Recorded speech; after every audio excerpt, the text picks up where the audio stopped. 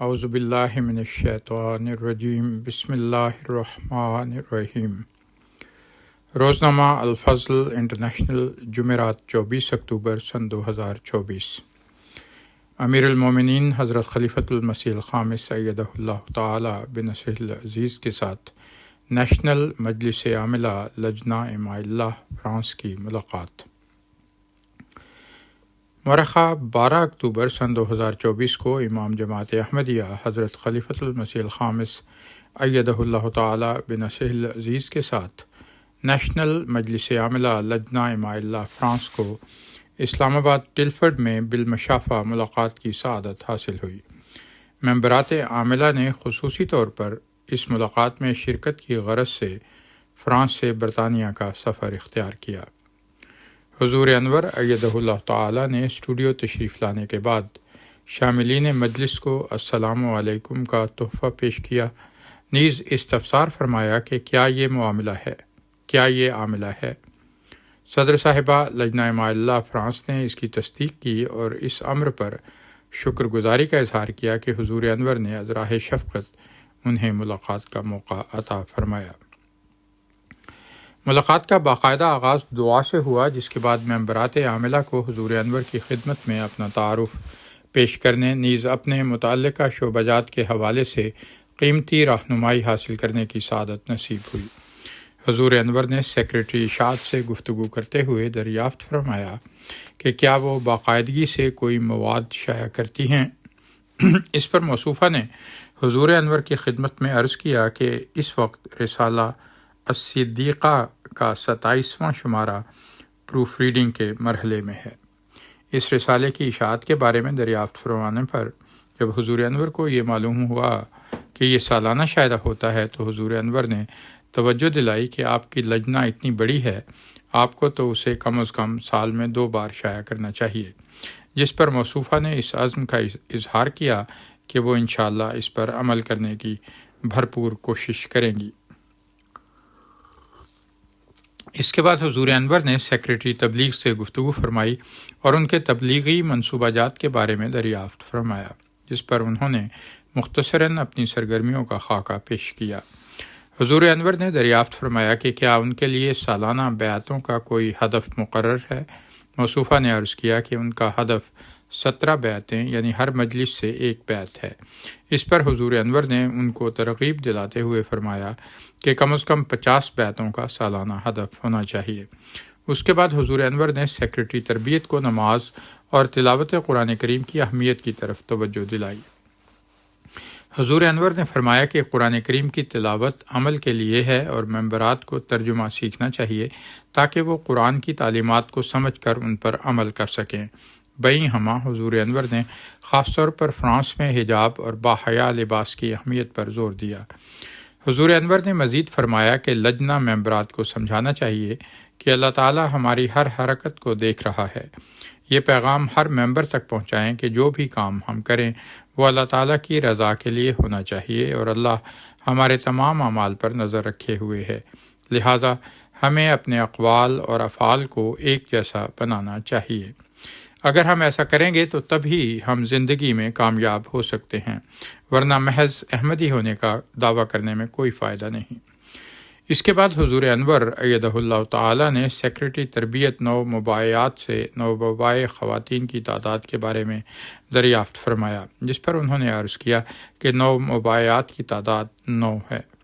حضور انور نے استفسار فرمایا کہ کیا ان کو جماعت سے وابستہ کرنے کے لیے کوئی پروگرام ترتیب دیا گیا ہے۔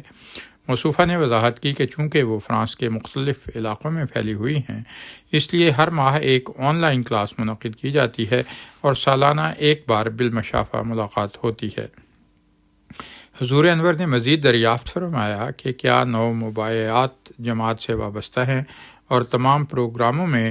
باقاعدگی سے شامل ہوتی ہیں، جس پر موصوفہ نے عرض کیا کہ 4 فعال طور پر شمولیت اختیار کرتی ہیں۔ حضور انور نے یہ سماعت فرما کر موصوفہ کو توجہ دلائی کہ باقی 5 پر بھی توجہ دیں، انہیں بھی جماعتی پروگراموں میں شامل کریں اور بتدریج جماعت کا حصہ بنائیں۔ پھر حضور انور نے سیکریٹری خدمت خلق سے دریافت فرمایا کہ آپ کی خدمت خلق سے کس کو فائدہ پہنچتا ہے۔ موصوفہ نے اس پر اپنے شعبے کی مساعی کی بابت عرض کیا کہ وہ غریب اور تنہائی کا شکار خواتین کی مالی خود مختاری میں مدد کرنے کے لیے کوشاں ہیں۔ ملازمت کی ورکشاپس، ہنر سیکھنے کی کلاسیں اور ڈیجیٹل تعلیمی سیشنز منعقد کیے جاتے ہیں۔ بیمار بچوں کے لیے خیرات کی فنڈ ریزنگ کی گئی، چھاتی کے کینسر سے متاثرہ خواتین کی مدد کی گئی، نرسنگ ہومز کا دورہ کیا گیا، غذائی اشیاء تقسیم کی گئیں، نیز سنگل یا غریب ماؤں کے بچوں کے لیے تعلیمی مدد فراہم کی گئی۔ حضور انور نے ان کی مساعی کو سراہتے ہوئے توجہ دلائی کہ فرانس تو پہلے ہی ایک خوشحال ملک ہے، لہذا آپ کو خدمت خلق کے تحت افریقہ کے غریب لوگوں کی مدد کے لیے بھی کچھ رقم بھیجنے کی کوشش کرنی چاہیے۔ اس کے بعد حضور انور نے سیکریٹری امور طالبات سے دریافت فرمایا کہ یونیورسٹی میں کتنی طالبات زیر تعلیم ہیں، جس پر انہوں نے عرض کیا کہ ان کی تعداد 62 ہے۔ حضور انور ایدہ اللہ تعالی نے ان کے جماعت کے ساتھ تعلق کے بارے میں بھی دریافت فرمایا، نیز تلقین فرمائی کہ ان کو جماعت کے ساتھ وابستہ کریں، جماعت کے پروگراموں میں شامل کریں اور انہیں نماز اور قرآن کریم کی تلاوت کے بارے میں تاکید کریں۔ چونکہ وہ دنیاوی علم حاصل کر رہی ہیں، اس کے ساتھ انہیں دینی علم بھی حاصل کرنے کی کوشش کرنی چاہیے۔ انہیں بتائیں کہ صرف دنیاوی علم کے پیچھے نہ بھاگیں اور میرے خطبات کو باقاعدگی سے سنا کریں۔ سیکریٹری تحریک جدید اور وقف جدید سے گفتگو کرتے ہوئے حضور انور نے لجنہ ممبرات کے ان دو تحریکات میں مؤثر کردار کے بارے میں بات کی اور نصیحت فرمائی کہ انہیں تحریک جدید اور وقف جدید کی مد میں نیشنل جماعت کی کل شراکت کا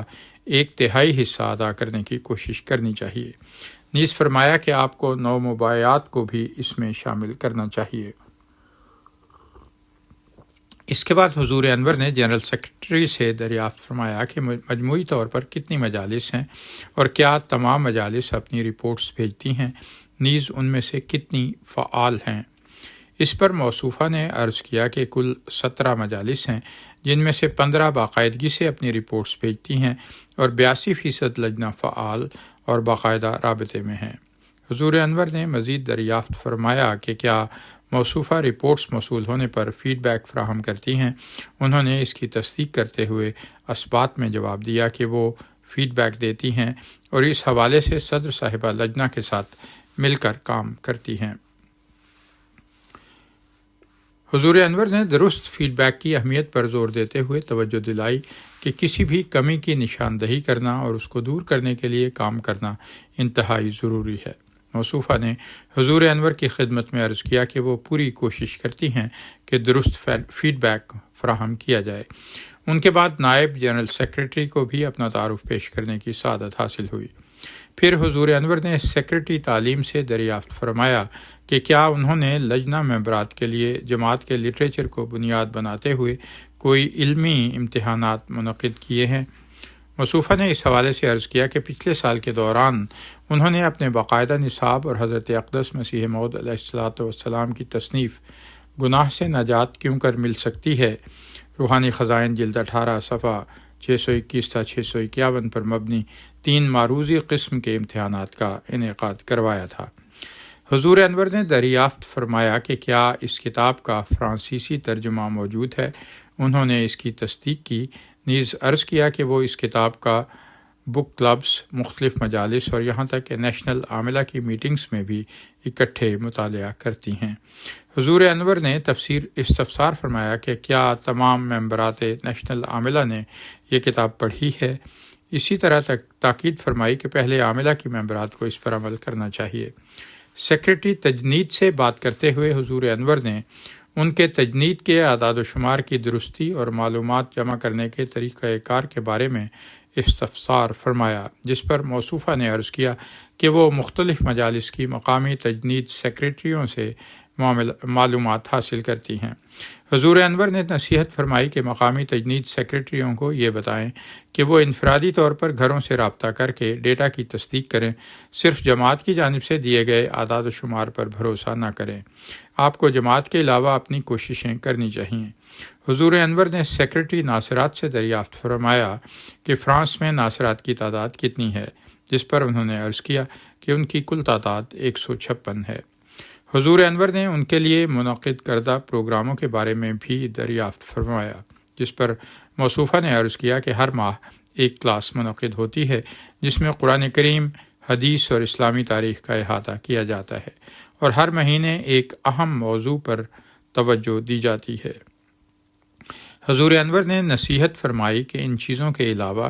ان نوجوان لڑکیوں کو اسی عمر سے یہ سکھائیں کہ نماز ادا کرنا، قرآن کریم پڑھنا اور جماعت کے لٹریچر کا مطالعہ کرنا ضروری ہے۔ دنیاوی امور کے ساتھ ساتھ دینی علم بھی حاصل کریں، خاص طور پر فرانس میں جہاں دنیاوی معاملات پر زور دیا جاتا ہے۔ دین کے بارے میں سیکھنے پر زیادہ توجہ دیں، کیونکہ یہی ہماری کامیابی کا راستہ ہے۔ حضور انور نے فرمایا،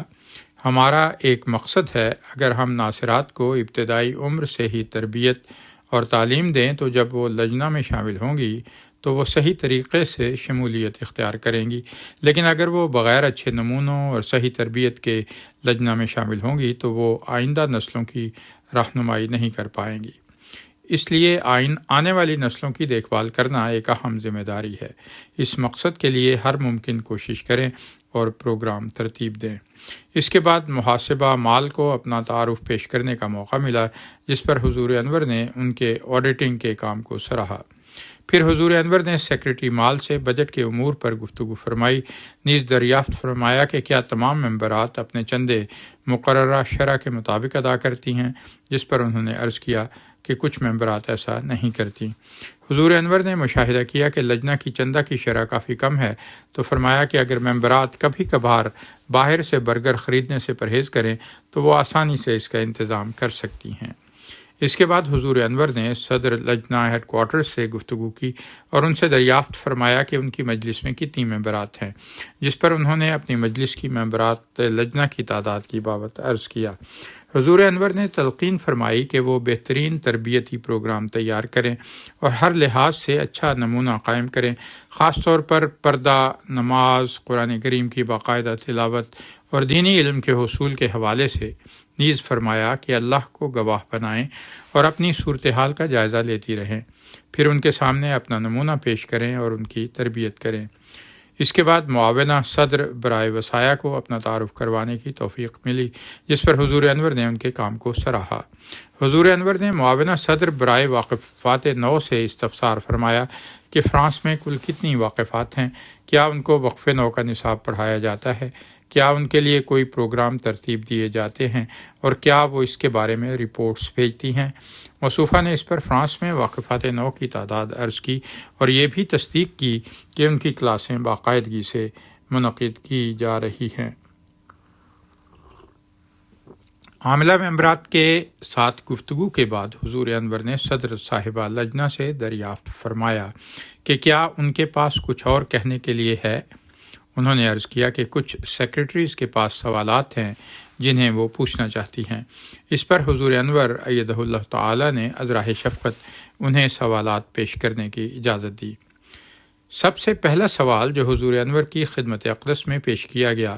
وہ یہ تھا کہ حضور، آپ فرانس کی لجنہ کو دنیا داری کے پیش نظر روحانیت میں بڑھنے کے لیے کیا نصیحت فرما سکتے ہیں۔ حضور انور نے اس کے جواب میں فرمایا کہ اپنے نمونے قائم کرو، لجنہ کو بتاؤ کہ ہمارا مقصد کیا ہے، ہم احمدی کیوں ہیں اور ان ملکوں میں رہ کر ہماری کیا ذمہ داریاں ہیں۔ ہمارا پہلا کام یہ ہے کہ ہم اللہ تعالیٰ کی عبادت کریں، جو اللہ تعالیٰ کا حکم ہے، قرآن کریم کو پڑھیں اور سمجھیں، دینی علم کو حاصل کرنے کی کوشش کریں۔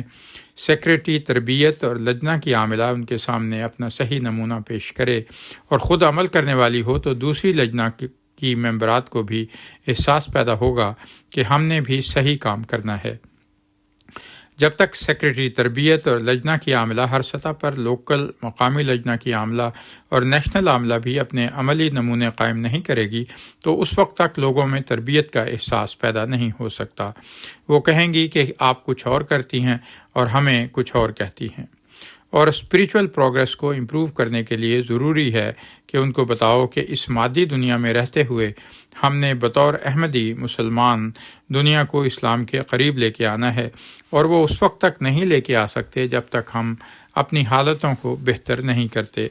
اپنے عمل کو اللہ اور رسول صلی اللہ علیہ وسلم کے حکم کے مطابق نہیں بناتے، اور اس کے لیے سب سے پہلے تو اپنی عاملہ کو کہیں کہ اپنے نمونے ہر سطح پر قائم کرے، تو پھر لوگوں کو نصیحت کریں۔ تو اس طرح پھر جب لوگ دیکھیں گے کہ عاملہ نیکیوں کی طرف جا رہی ہے اور حقیقت میں واقعی نیک بن گئی ہے، اور تربیت کی طرف ان کی توجہ ہے اور عبادت کی طرف ان کی توجہ ہے، اللہ تعالیٰ کے حکموں کو پڑھنے کی طرف ان کی توجہ ہے، قرآن کریم پڑھتی ہیں، جھوٹ سے ان کو نفرت ہے، سچائی پر یہ قائم ہیں، جو بات کہتی ہیں سچ کہتی ہیں، حق کہتی ہیں، اور دین کا علم حاصل کرنے کی طرف توجہ کرتی ہیں، تو پھر لوگوں کی بھی توجہ پیدا ہوگی۔ اگر ہمارے اپنے نمونے اچھے نہیں ہیں تو لوگوں کی تربیت بھی نہیں کر سکتی۔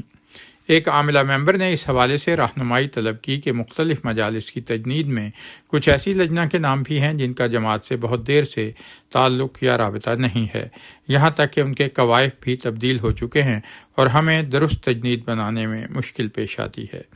اس پر حضور انور نے فرمایا کہ ان سے رابطہ کریں، اگر وہ جماعت سے رابطہ رکھنا چاہتی ہیں اور اپنے آپ کو احمدی کہتی ہیں تو پھر ان کو شامل کریں، نہیں تو ان کو کہہ دیں کہ پھر ہم تجنید سے تمہارا نام کاٹ دیتے ہیں۔ فی الحال ایسی جو ہیں جن کا رابطہ نہیں ہے ان کی ایک علیحدہ لسٹ بنا لیں، ان کو اپنی مین تجنید میں شامل نہ کریں، لیکن ایسے لوگوں میں شامل کریں جن کا نام لکھا ہو کہ قابل اصلاح یا قابل رابطہ۔ پھر کوشش کریں ان کے جو واقف کار ہیں، کوئی نہ کوئی احمدی ان کا واقف ہوگا، وہ ان سے جا کے پیار سے پوچھیں کہ تمہارا نام ہم نے ابھی تک جماعت کی لسٹ میں رکھا ہوا ہے، آیا رکھیں یا کاٹ دیں، تم بتا دو۔ اگر وہ کہے کہ کاٹ دو، میرا کوئی تعلق نہیں، تو کاٹ دیں، لیکن اس کی علیحدہ لسٹ بنا لیں جو مین سٹریم جماعت کی تجنید ہے، اس میں ان کو فی الحال نہ رکھیں۔ لیکن اگر آپ لوگوں کے اچھے نمونے ہوں گے، اچھے اخلاق ہوں گے، لوگوں کو قریب لانے کی کوشش کریں گی، بعض لوگوں کی سہیلیاں ہوتی ہیں، تعلق والے ہوتے ہیں جن کے ذریعے سے وہ تعلق رکھنا چاہتے ہیں، لیکن عہدیداروں کے رویے کی وجہ سے وہ پیچھے ہٹ جاتے ہیں، ان کو ان لوگوں کے ذریعے سے جن سے ان کے اچھے تعلقات ہیں قریب لانے کی کوشش کریں۔ عہدیدار اپنے رویے ٹھیک کریں، نرمی اختیار کریں، پیار سے، تعلق سے قریب لانے کی کوشش کریں، پھر بعض لوگ ٹھیک بھی ہو جاتے ہیں۔ یہ سارا جائزہ لینا ہوگا، لیکن فی الحال ان کی ایک لسٹ بنا لیں اور جو باقاعدہ شامل ہیں ان کی علیحدہ لسٹ بنا لیں۔ ایک سوال کیا گیا کہ بطور نیشنل عاملہ ممبرات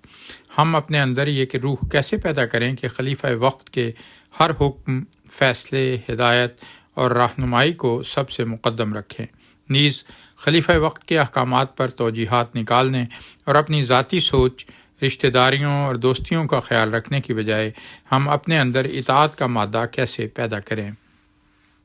اس پر حضور انور نے فرمایا کہ اگر اللہ تعالیٰ کی بات ہی نہیں ماننی تو پھر خلیفہ وقت کی بات لوگ کیا مانیں گے؟ پہلی بات تو یہ ہے کہ اللہ میاں نے کہا کہ تمہارا بنیادی کام ہے کہ اللہ تعالیٰ کی عبادت کرو، جس مقصد کے لیے تمہیں پیدا کیا گیا ہے۔ اگر یہ احساس پیدا ہو جائے کہ ہمیں جس مقصد کے لیے پیدا کیا گیا ہے وہ اللہ کی عبادت ہے، تو اس کا مطلب یہ ہے کہ ہم نے اللہ تعالیٰ کو راضی کرنا ہے، اور اللہ تعالیٰ کو راضی کرنے کے لیے پھر ان باتوں پر عمل کرنا ہے جن کا اللہ تعالیٰ ہمیں حکم دیتا ہے۔ عبادت کا یہی مطلب ہے کہ صحیح عابد بندے بنو، عاجز بندے بنو۔ عبادت کا مطلب یہ ہوتا ہے کہ جو حکم ہے اس پر عمل کرو۔ تو جو لوگ عہد کرتے ہیں کہ ہم دین کو دنیا پر مقدم رکھیں گے،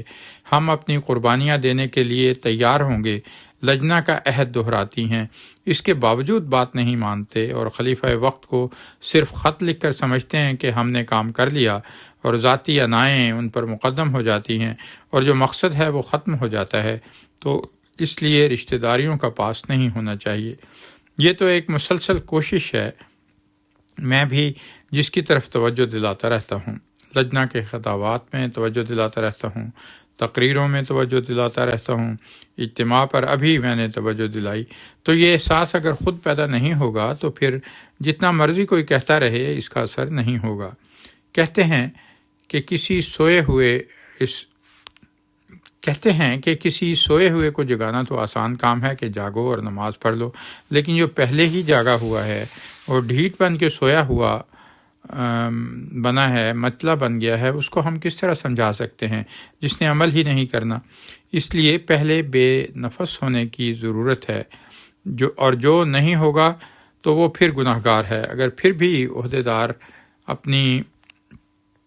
اصلاح نہیں کرتی اور اس پر عمل نہیں کرتی جو اللہ تعالیٰ کے حکم ہیں، تو پھر وہ اللہ کے نزدیک گناہ گار ہیں۔ اس دنیا میں تو انسانوں کو دھوکہ دے لیں گے، اگلے جہان میں تو دھوکہ نہیں دیا جا سکتا۔ اللہ میاں پھر آپ بھی پکڑے گا کہ تم نے رشتہ داریوں کا پاس زیادہ کیا اور جو اللہ تعالیٰ کا حکم تھا اس پر کم چلے۔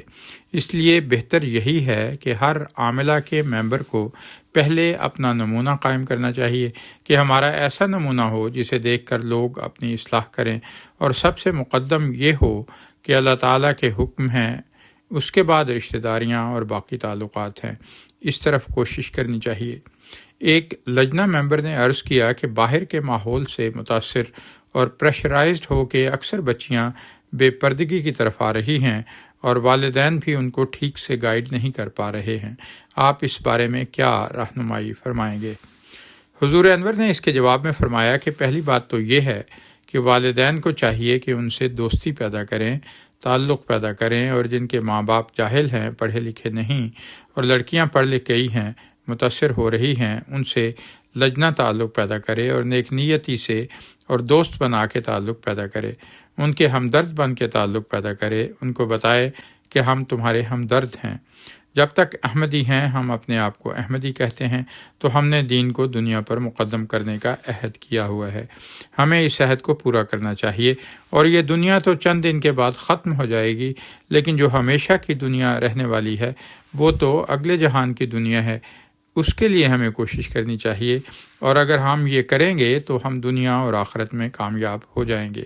نہیں تو یہ چند دن کی دنیا گزار کے ہم تباہ ہو کے اس دنیا سے چلے جائیں گے، کوئی فائدہ نہیں ہوگا۔ تو آہستہ آہستہ، سختی سے نہیں، پیار سے سمجھاؤ، دین کے قریب لاؤ، بتاؤ کہ اللہ تعالیٰ نے کتنا تمہارے اوپر احسان کیا ہے، تمہیں نعمتیں عطا کی ہیں، تم لوگ غریب تھے، تمہیں یہاں لا کے ان ملکوں میں اللہ تعالیٰ نے بہتر حالات تمہارے پیدا کر دیے، تمہیں پڑھنے کے زیادہ موقع مل گئے، تمہیں ترقی کے زیادہ موقع مل گئے، تو ان باتوں کی قدر کرو اور اپنی حالتوں کو بہتر کرو، تو پھر ہی تم اللہ کے ہاں اس دنیا میں بھی ریوارڈ حاصل کرو گے اور اگلے جہان میں بھی۔